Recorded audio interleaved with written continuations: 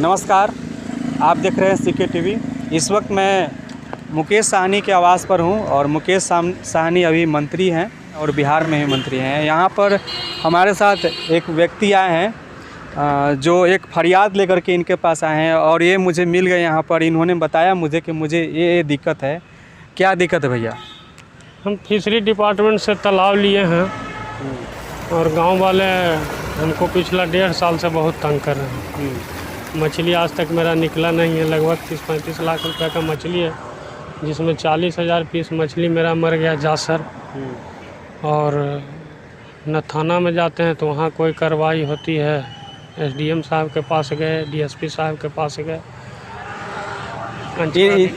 इनका कहना यह है कि इन्होंने एक ज़मीन है, ज़मीन कितना है? 5 एकड़ 32 डिसमिल का 3 पार्ट में तालाब है। 5 एकड़ का एक ज़मीन है जिसको अतिक्रमण उस पर कब्जा किए हुए थे कुछ लोग। जो ज़मीन था उस पर वहाँ के अधिकारियों ने उसको अतिक्रमण से मुक्त कराया और वो ज़मीन को फिश एक डिपार्टमेंट का दे दिया। यानी डीएम साहब का आदेश था कि ये ज़मीन से अतिक्रमण हटाया जाए, तो ये ज़मीन से अतिक्रमण हटा दिया गया और वो फिश डिपार्टमेंट को दे दिया गया, यही ना। और उसके बाद क्या था कि वो उस ज़मीन को इन्होंने लीज पर लिया और उसको लीज पर लेकर के तालाब खंदवाया। उसमें हमने पहले साफ़ करवाया। हाँ। पूरा जंगल उंगल था जी, उसको साफ़ करवाया। उसके बाद उसमें करीब 6 लाख रुपए के बच्चा डाले हमने। जी। उसके बाद 10 लाख रुपया का दाना खिलाए जी, जो कि 5 लाख रुपया आज मेरा कर्ज है जी, और 3 लाख रुपया दाने वाले का कर्ज है जी, और लगभग 20 लाख का मछली मेरा मर चुकी। जी। 20 लाख का मछली मेरा मर गया। कैसे मर गया मछली? जासर मछली था। एसडीओ साहब 44 लगा दिया और वही एसडीओ साहब वही ज़मीन को अतिक्रमण हटाने के लिए पुलिस बल के लिए लिखे थे और वही एसडीओ साहब उस ज़मीन पर अतिक्रमण हटवाए भी थे और वही एसडीओ साहब उस पर 44 और 45 दोनों कर दिए। ऐसा क्यों किए हो? अब वो उनकी मर्जी। क्यों मर्जी? जब वो अतिक्रमण हटा दिए थे तो फिर उस पर 44 क्यों लगवाए? वो तो उनका मर्जी ना है, वो तो देखने का चीज़ है, पेपर न दिख। आप ज़मीन जब सरकार से लिए थे लीज पर तो उसका कागज़ है आपके पास? ये दिखाइए। देखिए, तो ये देखिए, ये मेरा पट्टा है। ये लिए थे, इनका ये कागज़ है और ये सब कागज़ है। और आप जब आपको ये समस्या आया तो इसका आपने नज़दीकी थाना में शिकायत किए थे? करवे किए थे लेकिन आज तक कोई। देखिए, ये एसडीओ साहब 44 लगाए हैं और ये 45 लगाए हैं।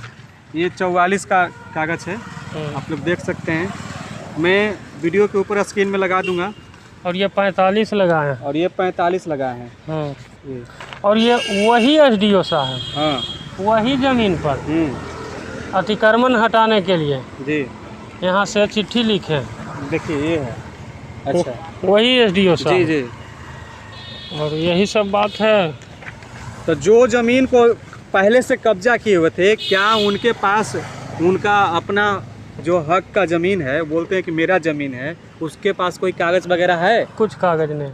तो कैसे वो दावा ठोक रहे हैं कि ये मेरा ज़मीन है और आपका तालाब पर कब्जा करने की कोशिश उस कर रहे हैं? तालाब पर ही उनका घर है। जब रात में हम लोग मछली मारने के लिए जब जाल लेके तालाब में ढुकते हैं तो वो घर से ही फायर कर देते हैं। हमारा मछली मारने वाले सारे लोग डर से निकल जाते हैं। पिछला 2 बार से यही हो रहा है जी। हमको मछली निकालने नहीं देता है, हम बहुत परेशान हैं और बहुत हमारे पर कर्ज है। लगभग बताए ना कि 20 लाख रुपया अभी मेरे पास कर्ज है। मेरा तालाब को देख लिया जाए और मेरा वीडियो अगर देखा जाए तो हम कितना मछली पाले थे, ये तो बहुत। मैं स्क्रीन के ऊपर चला दूंगा, आप बोलते जाइए। मेरे आपके ऊपर ये आपका कब से ये समस्या चल रहा है? ये पिछला लगभग नवंबर से समस्या चल रहा है। पहले तो हम एसडीओ साहब के पास तारीख गुजारने लगे, हमको लगा कि गलतफहमी से 44 लगा दिए। अच्छा। जब 44 के बाद वो 45 कर दिए जी। 45 कर दिए तो हम आराम से सूत गए घर में। हमको लगा कि अब कोई उपाय नहीं है। जी। इसी बीच में सीओ साहब जो है उसको फिर और अतिक्रमण हटाने के लिए नोटिस दिए जी। तो वो अतिक्रमण और ये 45 दोनों का कागज़ सब जज 1 के यहाँ पटना में स्टे लगवा दिया। जी जी। तो हमारे पास लेटर गया जी। तो हम पटना आए तो हमको लगा कि यहाँ से अब हो जाएगा। जी तो यहाँ आए तो फिशरी डिपार्टमेंट भी वहाँ हाजिर हुए, CO साहब भी हाजिर हुए। जी। 3 बहस हुआ यहाँ। जी।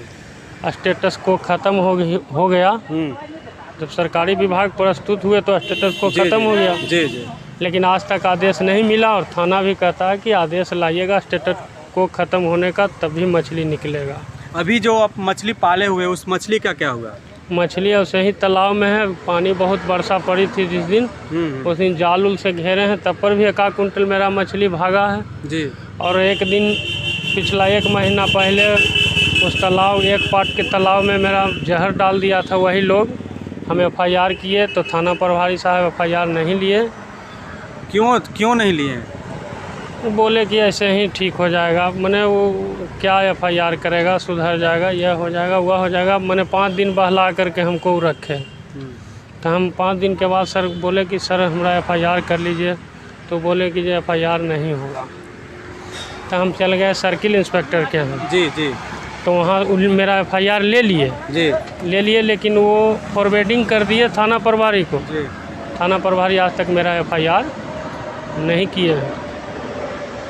जब फिर गए तो फिर हमको डपट के भेजा दिए और उसके बाद सूचना के अधिकार से हमने उनके पास नोटिस भी दिया है।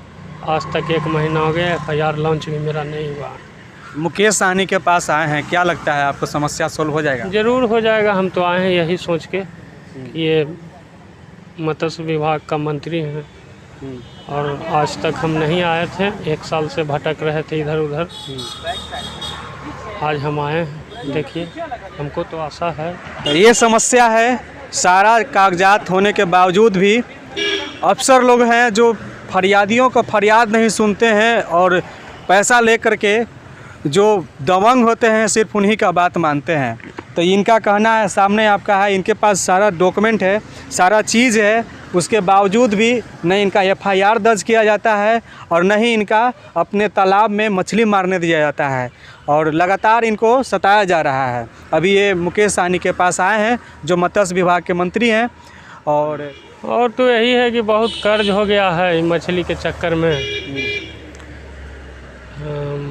ज़मीन उमीन भी नहीं है कि बेच बाच के दे सकते हैं, बहुत स्थिति दयनीय है। कितना कर्ज हो गया है? लगभग 4 लाख रुपया है सूद पर, 3 रुपये सैकड़ा और 3 लाख रुपया बैंक का कर्ज है। यही प्रॉब्लम है। तो ऐसा स्थिति है। तो आप लोग को कैसा लगा कमेंट करके ज़रूर बताइए और इनका आवाज़ आप लोग बुलंद कीजिए और इसको ज़्यादा से ज़्यादा शेयर कीजिए। तो आप देख रहे थे CK TV इंडिया। अगर आप लोग इसको YouTube पर देख रहे हैं तो हमारे YouTube चैनल को सब्सक्राइब कर लीजिए। अगर आप लोग इस वीडियो को फेसबुक पेज पर देख रहे हैं तो ज़रूर फॉलो कीजिए। धन्यवाद।